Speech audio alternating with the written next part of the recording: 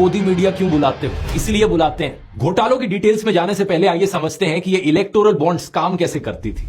एक electoral bond को आप बेसिकली समझ सकते हो दोस्तों, एक कूपन की तरह। कंपनी बैंक को जाकर पैसा देती थी और ये कूपन खरीदती थी, और ये कूपन जाकर पॉलिटिकल पार्टीज को दे दिया जाता था, और पॉलिटिकल पार्टीज उन कूपन्स को रिडीम कर सकती थी और जो बैंक में रखा पैसा था उसे एक्सेस कर सकती थी।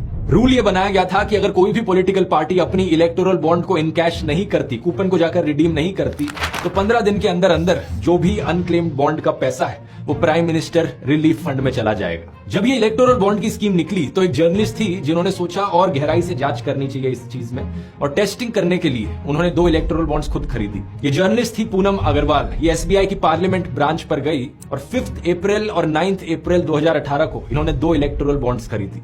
दोनों की कीमत 1000 रुपए ईच थी।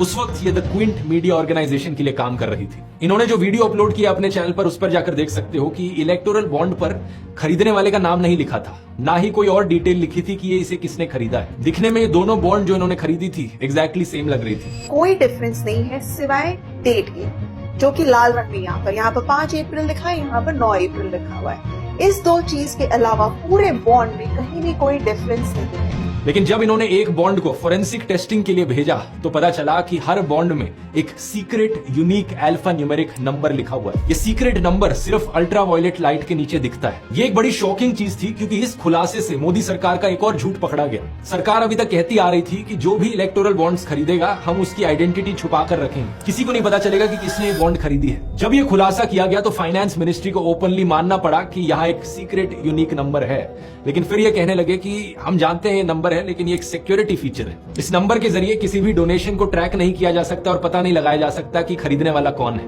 उस वक्त के finance minister late Arun Jaitley ji ने तो पार्लियामेंट डिबेट में इस पॉइंट को बार बार उठाया। ऑपोजिशन पार्टीज को वो तसल्ली दिलाने लगे कि चिंता मत करो, किसी को नहीं पता लगेगा कि डोनर कौन है, कौन आपको पैसे डोनेट कर रहे हैं। उन्होंने कहा कि हमारी सरकार का इतना बड़ा दिल है कि हम ऑपोजिशन का भी ख्याल रखते हैं कानून बनाते हो। लेकिन गेस व्हाट, ये बात भी झूठी थी मोदी सरकार की। झूठ बोलो, बार बार झूठ बोलो। Retired navy officer Lokesh Batra ने एक आरटीआई फाइल करी और उन्हें फाइनेंस मिनिस्ट्री की एक फाइल मिली। कुछ और भी रिकॉर्ड्स थे जिन्हें रिव्यू किया गया हफ पोस्ट इंडिया के द्वारा। इन सब में एसबीआई ने एक्सप्लेन किया कि इन सीरियल नंबर्स को रिकॉर्ड किए बिना ऑडिट ट्रेल करना पॉसिबल नहीं होगा। बैंक को कैसे पता चलेगा कि यहाँ पर कोई बॉन्ड फॉर्ज करी जा रही है या नहीं? कोई झूठी बॉन्ड बनाकर भी तो बैंक के पास जा सकता है। फिर जनवरी 2018 को एक नोटिफिकेशन आती है जिसके सेक्शन 6(4) में लिखा होता है एसबीआई को इलेक्टोरल बॉन्ड की डिटेल्स लॉ एनफोर्समेंट एजेंसीज को देनी पड़ेगी अगर उन्होंने पूछा तो। अगर एसबीआई के पास कभी वो डिटेल्स थी ही नहीं, अगर एक्चुअली में डोनर डिटेल्स किसी को नहीं पता चलनी थी, तो ये रूल कैसे काम करता? इसका मतलब अगर ईडी सीबीआई चाहती तो उन्हें हमेशा पता लग सकता था कि कौन सी इलेक्टोरल बॉन्ड किस कंपनी ने डोनेट करी है। इसका मतलब समझ रहे हो दोस्तों, हम ऑलरेडी जानते हैं कि ईडी सीबीआई जैसी एजेंसीज बिल्कुल कठपुतली बन चुकी है सरकार के हाथों में। इसका मतलब 3 चीजें बड़ी साफ हो गई। पहला, पब्लिक को तो कभी पता ही नहीं चलना था कि कौन सी पॉलिटिकल पार्टी को कितना चंदा दिया जाता है, कौन सी कंपनी चंदा देती है, कितने अमाउंट का देती है। पब्लिक से सब इंफॉर्मेशन छुपाई गई। दूसरा,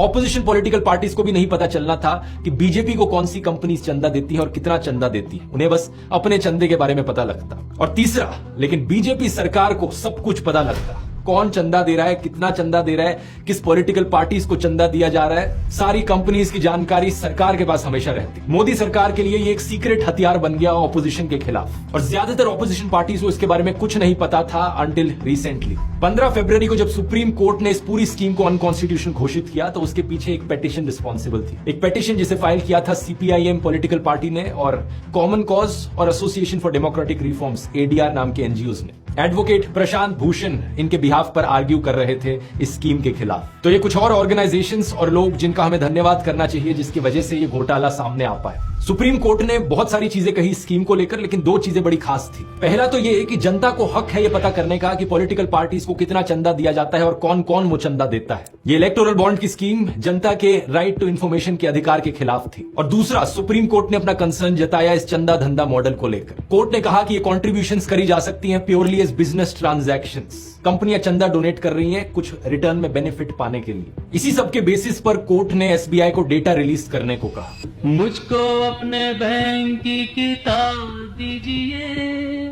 देश की तबाही का हिसाब दीजिए। और शुरुआत में एसबीआई ने बहुत बहाने मारे कि नहीं, हमें तो 3 महीने का समय लगेगा, हम इलेक्शन के बाद ही ये कर सकते हैं। लेकिन कोर्ट ने जब दोबारा से ऑर्डर दिया तो डेटा 2 दिन के अंदर रिलीज हो गया और इलेक्शन कमीशन की वेबसाइट पर इस डेटा को पब्लिश किया गया। ये डेटा जो इलेक्शन कमीशन